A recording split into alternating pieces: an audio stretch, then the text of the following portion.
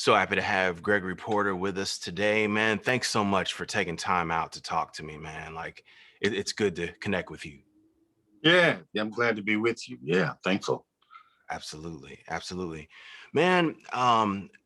It's been amazing just to watch your career progress. And one of the things that made me the happiest, circa 2012, 2013, is, man, just to see the evolution of your tour calendar. I'm like, man, this cat has the BB King work schedule, man. Like, he ain't afraid to get out there before the people, and that the demand was high. It just made my heart glad just after hearing, what I heard from you, man. And now that we've been through this quarantine situation and you've been able to, be with your family more and be home and chill, will you make any changes to your workload going forward, or are you going to keep trucking? How's your thoughts on that? What an interesting question, and one that has been in my head quite a bit. I mean, I absolutely love the road and love travel, but there's something about this career and this music. The more successful you are, the more it takes you away from the very inspirations that feed your gift. So my son, now my children, I just had another baby boy a week ago. Wow, And so, congrats, man. yeah, a beautiful consequence of being home. And, but yeah, I probably make some modifications to traveling, 250 days a year, Uh-huh. a little bit less. Yeah. But I think it's sometimes I should be more strategic in a way. Mm. Because sometimes I avail myself to almost, everything. And maybe I just draw back a little bit and really, my last record, this song Concord, is about being on the ground, being in the soil. Mhm. And so it has to be a healthy balance. And so I think for health reasons, for spiritual reasons, for a whole bunch of reasons, a healthy balance of both is necessary. Yeah. Mhm. So yes, the question is, yes, I think I'll come back just a little bit. Yeah. Right on, man. Right on. And you led me into my next question, songwriting. Man, you have kicked down the door for jazz vocalists in a very unique way, in my opinion, man. Putting your original material out there. Nothing against the standards or other things, but just Yeah. the whole thing, coming out with your voice artistically through your crafted work as a song. Man, I'm always marveling at, like, your turn of phrases and the poetic nature of the way you write. Man, do you have any poetic influences, or would there be influences that you would have across genre that we would be, surprised to learn about? Well, this the thing about poetry is you draw from a whole bunch of inspirations, and it's almost like the invention of a style or a new way of dressing or something like that. You could pin it on one person, but it's really not fair to do that because some of it is from that you know Pentecostal preacher, some of it is from my Yeah. mother, Yeah. some of it is from Shakespeare, some of it is from just sitting and playing with words, rhythmically playing with words.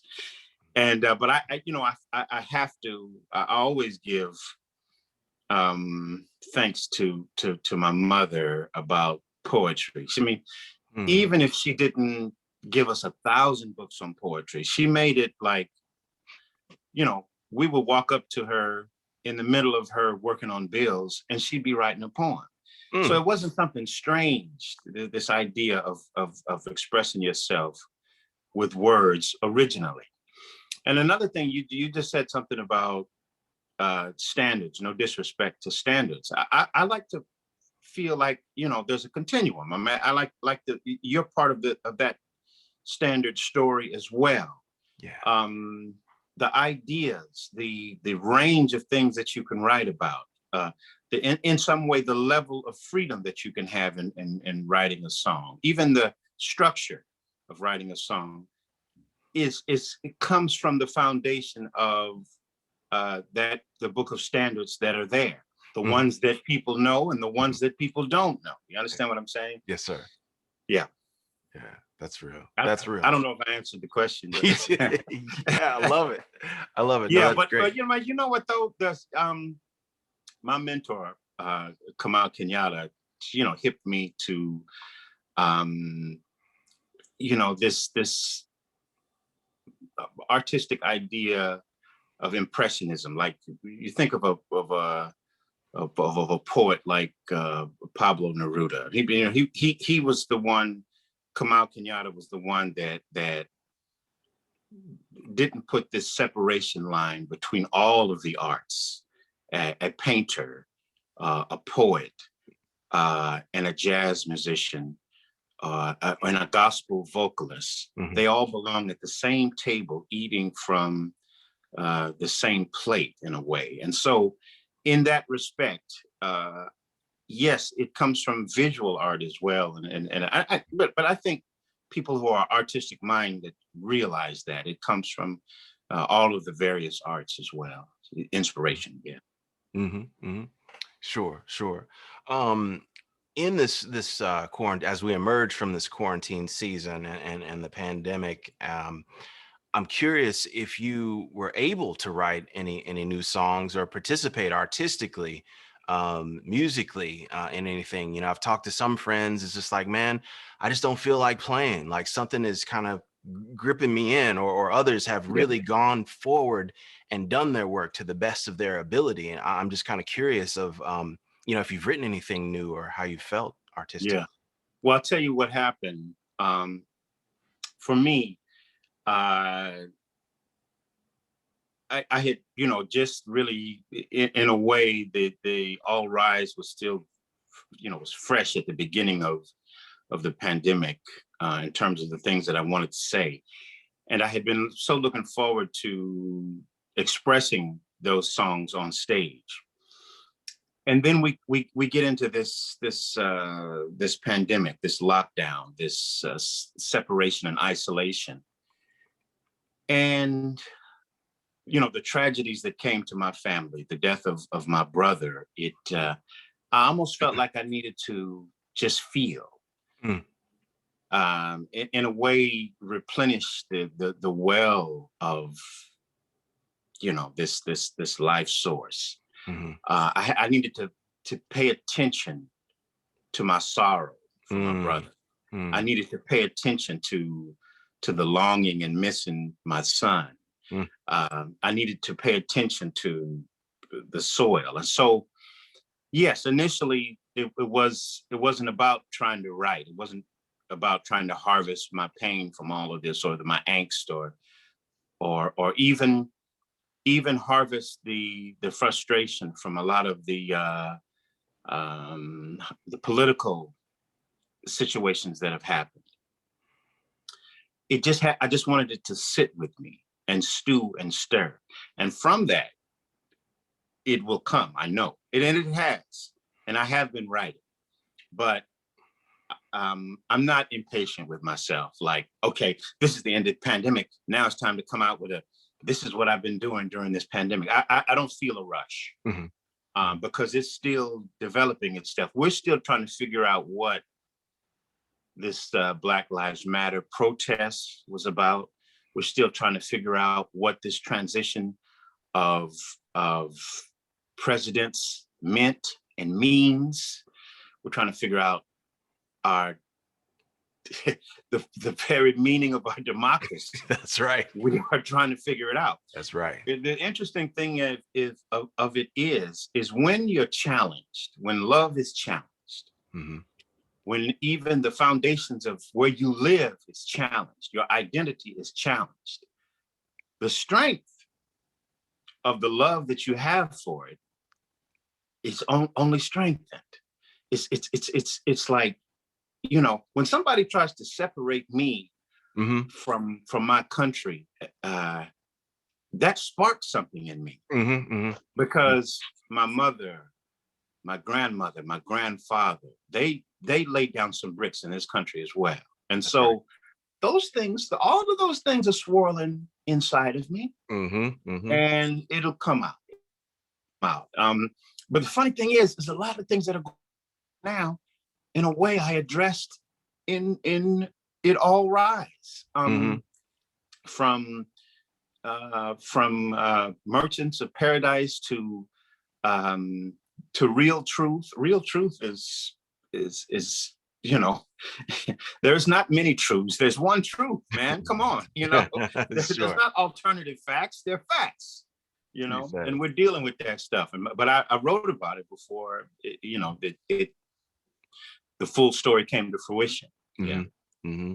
That's beautiful, man. I think there's a song in just what you said right there. That's a minor of fact. That's good. But That's good. I do have a deluxe version of All Rise that's coming out. There'll be some new music on that. Okay. There'll also be in a way, you talk about 2011, 2012, a compilation of the fruition of my career. Yeah. So a lot of my songs, a lot of my past songs will be on that, even some remakes of the previous songs. So yeah, I've been working. I've been in the studio. Yeah. That's beautiful, man. I'm looking forward to that. I'm looking forward to that. Man, another thing that has always impressed me in recent years is your method of, I'll say, reinvention. You had a podcast come out just before the lockdown. You have cooking show, Right. in the works. I mean, we're getting to see the full Gregory Porter, and I think that's a beautiful thing. And I guess I would say, what advice or what wisdom would you drop on the musical community or artists in the terms of reinvention? Because there's something to that. Yeah, I think the interesting thing is that, the funny thing is when I'm on tour and meeting the people that you've admired for so many years, whether it be Wayne Shorter, Mm-hmm. Herbie Hancock, or Smokey Robinson, or whatever people across genre. Mm-hmm. Sometimes the most interesting thing about them you find out about when you're just in that casual conversation. Uh-huh. And I'm always fascinated at the fact, I think Wynton Marsalis should do a thing like a small documentary about chess. Because when I watch him and the guys from the Lincoln Center Jazz Orchestra play chess, it's serious. It's a very serious thing. Yeah. And there's different musicians that I run into that cook as well. And we may be at a dinner and we find out that each other, oh man, geez, you see the way they did these sardines, man? It's amazing. Yeah. We'll be somewhere in Italy talking about these grilled sardines. And so there's the music, but the music comes from some place. It comes from a person that does other things that influences the music. So the other things that influence the music is interesting to me as well. And so bringing that to the forefront is interesting. Now, people have the ability with social media to do all of that without production, without cameras, without a sound guy hanging over them. And so we get to see a fuller, more in-depth aspect of an artist. But I tell you what had happened was I kept doing these cooking shows and I said, man, these are great. Why don't I do them for myself? But look, this is even interviews. I'm having an interview with you, but I did a couple with the BBC where they got me crying. They showing pictures of my mama. Oh man. Yeah. Wait a minute. Why am I giving my story, my book? Why am I giving it to you? Let me do this for myself as well. Sure. So I'm just getting a little bit. What I realized as well is in the expression of myself and answering questions about my career and about my life. There's sometimes questions that I haven't even answered myself. And I find sometimes the interview, both in expressing my feelings about anything or expressing my thoughts about the music that I've written, it gives a more in-depth clarification of who I am as an artist. And I just wanted to have like just a bit more, let's say, control of that. Like sometimes I want to, you know, I want to talk a little bit longer about one certain subject. So yeah, so that's what I'm going to do, you know? Yeah. That's real. That's real. I love it. I love it, man. I'm actually originally from Nashville. I moved to Newark in January of 2020 before everything went on pause. But being there the last few years, got a chance to see you at the Symphony Hall in just an amazing concert. And I was a part of an ensemble, Dar Tucker's band, that opened for you the subsequent year, and really got to see like just the camaraderie, the close-knit family that is your band. And it's a bit of a softball, but I want you to talk about it. How is it having these group of gents with you, working out these arrangements, mining new territory night after night? What does that do for the overall music? Well, there's a comfort and a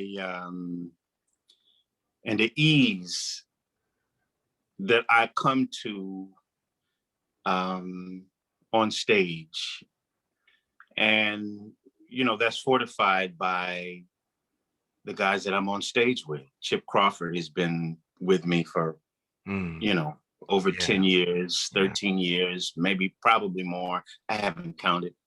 Yeah, it is more. It is more. Because, you know, I think back to some of those, you know, really small gigs in the corner of a restaurant in New York City where nobody listened, or somebody paid me to sing less passionately or less quiet, you know, less, you know, less, you know, less emotional. I remember getting $100 tip, you know, because this guy was trying to, you know, make advances on this female. He's like, you know, she's paying attention to you too much. Here's $100. Okay. And I was like, what do I do with this? Yeah. It is $100. It is twice as much as I'm getting paid for the gig. So I sang quieter and less passionately. Wow. But maybe it's really interesting, yeah. But I got sidetracked, didn't I? Go ahead, man. No, I was just gonna say, you know, Chip Crawford, Emmanuel Harold, and my original bass player, Aaron James, my the saxophone players that have worked with me, Yosuke Sato, he was from Japan, but we all met at St. Nick's Pub. Tavon Pennicott, who's wow, man, he's so special. He's so special. And I think for me as a unit,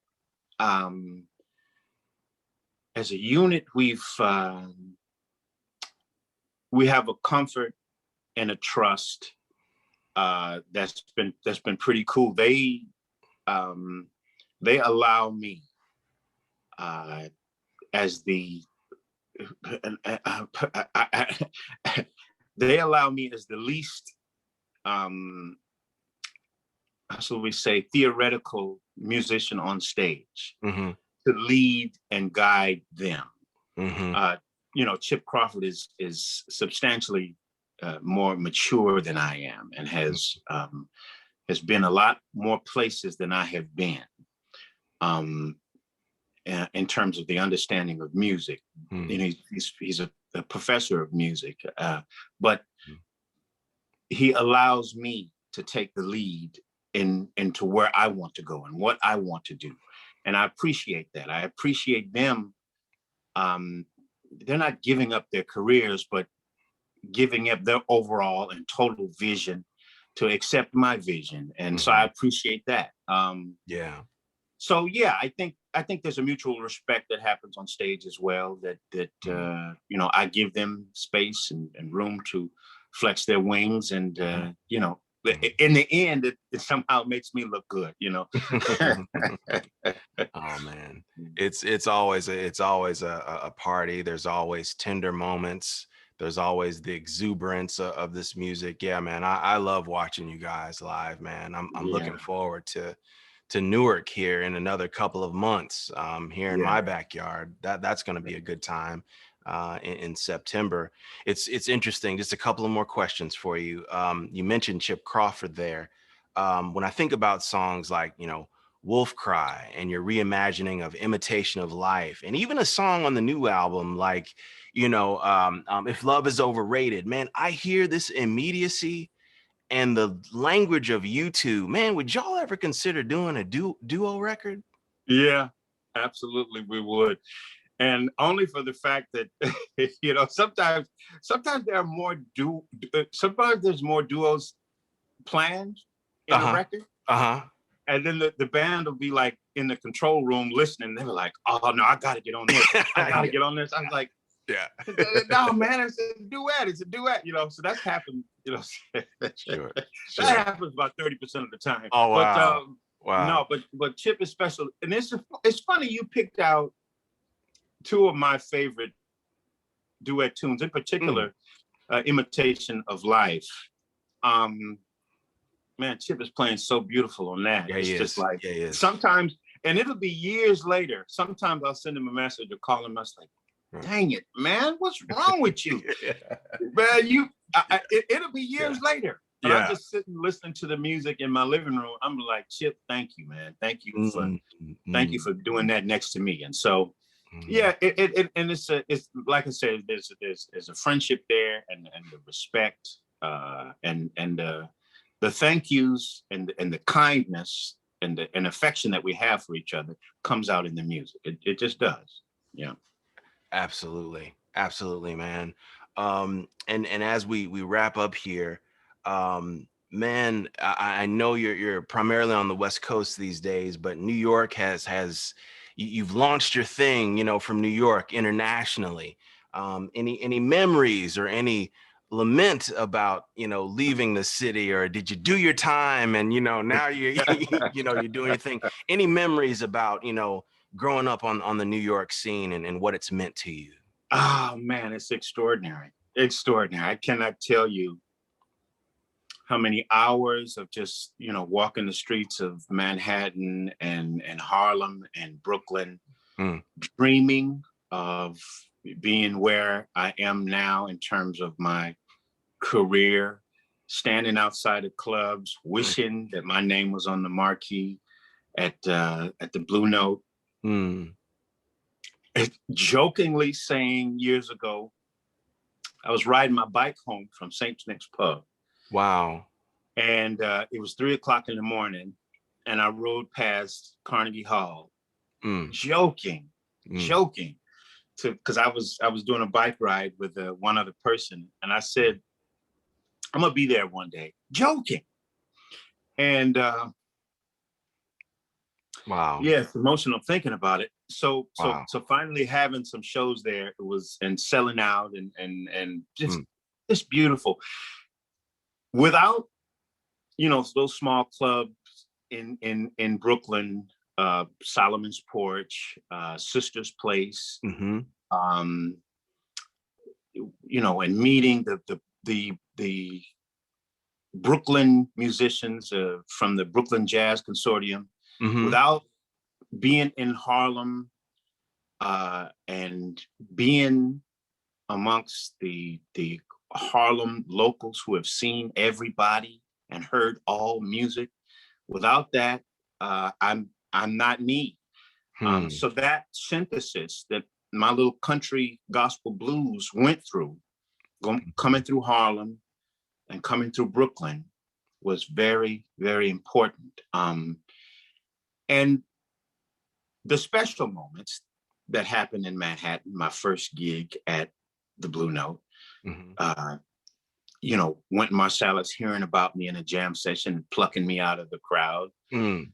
Those special moments that happened were, somehow Manhattan is kind of special. Those are the special moments.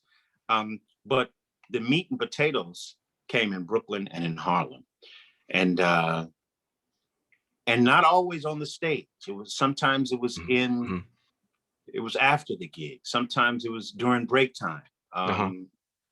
So yeah, really, I can't, you know, I could rattle off a whole bunch of names from Oludara to Donald Smith, um, you know, Randy Weston. You know, I remember he called me to sing a couple of songs with him, and it was just, you know, and then he invited me to his living room in Brooklyn, and we had tea, and I was just like, and you know, Randy's, you know, he's not 7 foot tall, but he's, you know, he's all he was all of 6'7". Yeah. But he